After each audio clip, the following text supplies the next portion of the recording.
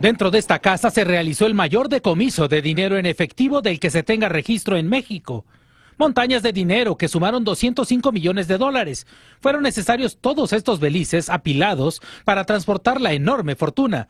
Además, un camión transportó todo el efectivo a instalaciones federales.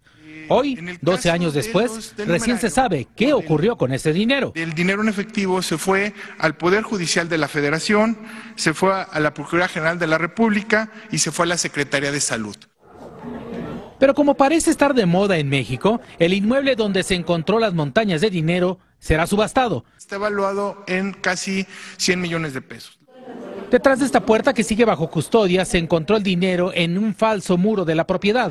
Echamos un vistazo a la residencia que se construyó en poco más de 1/3 de acre, que consta de 3 pisos, donde el lujo salta a la vista, pese al largo tiempo que lleva deshabitada.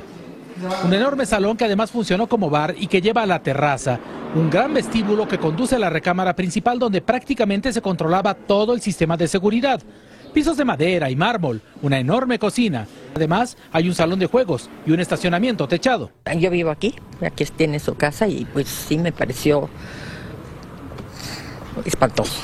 Son 12 años de deterioro en que se encuentran estas instalaciones, incluso no cuenta ahora con servicios como agua, luz y drenaje, por lo que alcanzar los casi 5 millones de dólares que pretenden las autoridades será una tarea muy difícil.